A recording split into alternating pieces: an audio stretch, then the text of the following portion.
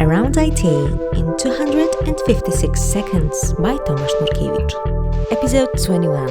SSE and WebSockets. HTTP is historically request-response driven.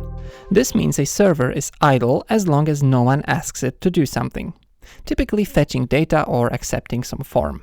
In reality, we'd often like to receive data from the server without any request, typically to subscribe for some server-side updates. For example, displaying a current price on the stock exchange that changes many times per second, or when waiting for some asynchronous process to complete. Traditionally, this could be achieved with a few hacks. The most obvious and the worst one is busy waiting. You simply keep asking the server over and over again periodically. More frequent requests result in a lot of excessive network traffic. Less frequent requests increase latency, so it's no longer real-time communication. A slightly smarter approach is long polling. In this implementation, you periodically ask the server whether there is some new data. To avoid excessive round trips, the server doesn't respond until some update is available, or after a timeout, it sends back an empty response and the loop continues. Now, server-sent events try to clean things up. SSE standardizes push technology by defining the protocol and JavaScript API. First of all, the browser sends an HTTP request to SSE endpoint. In return, the server returns a response with no content length. Not a surprise. From now on, the server keeps sending chunks of data in a never-ending response body. Each chunk is prepended with data prefix and can contain arbitrary text data, typically JSON. The JavaScript API called event source is notified every time the server decides to push some data.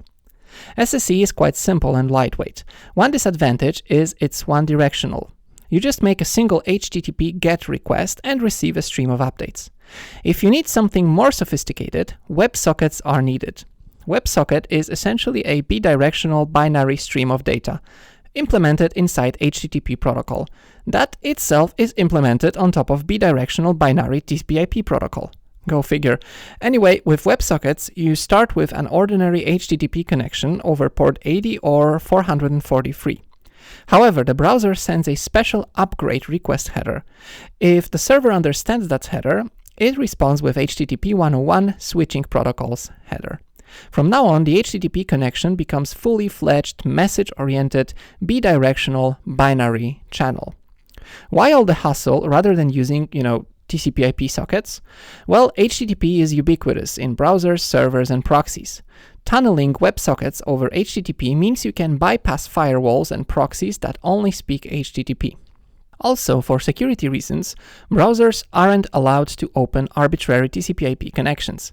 But once we have a WebSocket connection upgraded, for the price of a tiny packet envelope, we get a full-blown connection. At this point, both the browser and the server are free to send data to each other. WebSockets are great to implement bidirectional communication.